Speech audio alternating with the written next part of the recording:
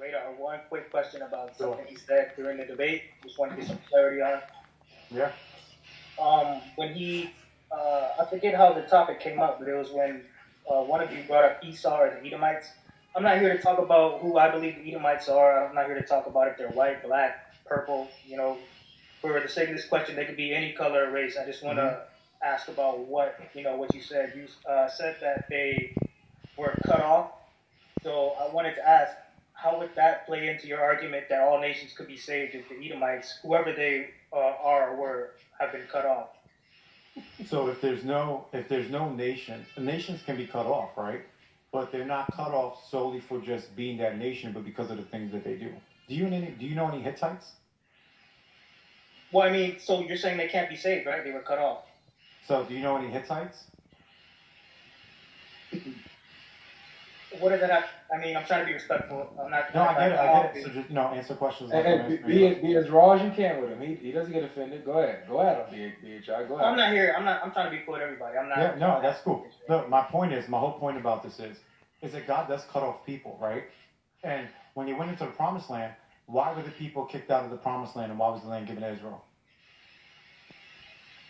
Okay, I think we're having a miscommunication when we say. No, we're gonna get there, brother. No. I think when you say cut off, what do you mean exactly by cut off? What do you mean by cut off? You cut off. You brought it up. Cut off in the sense that they no longer exist. Is that what you mean when you say? Cut So off? why do these people no longer exist? Okay, well, regardless of why they no longer exist, they can't be saved, right? No, why don't they exist? Don't matter.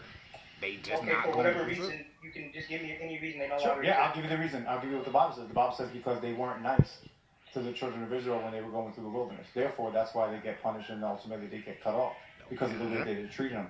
But what's so interesting is that Caleb is a son of Jephunneh, who's a Kenizzite, and he's an Esau. He's an Edomite from Esau. And he gets a territory within the tribes of Judah. Not true. And there's even Calebites from Caleb who are not Israel, who have a territory in Judah, all the way in the time of King of David. It's someone saying the name Nabal. So it isn't. So you have to understand that people are being cut off not just because they're Esau, but because they're wicked. And God always has a remnant inside of every nation, and so God can call all people. See, I think that the Hebrew Israelite presupposition is that Esau is being cut off because Esau is Esau. No, Esau is being cut off because of the wickedness of Esau. And that's not every single white person, but the sins that people do, they will pay for those sins because God is a just God.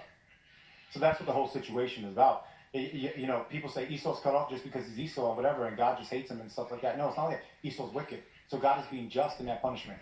There's no Hittites, Amorites, Perizzites, or any of those guys because of the wickedness that they did in sacrificing their children to Molech, and that's why they don't exist anymore as a nation. They were supposed to be kicked out.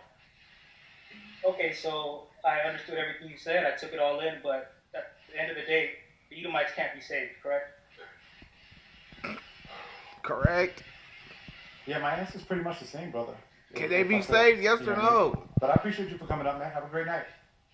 Okay, cool. They can't be saved according to... That's what they do. Have a great night.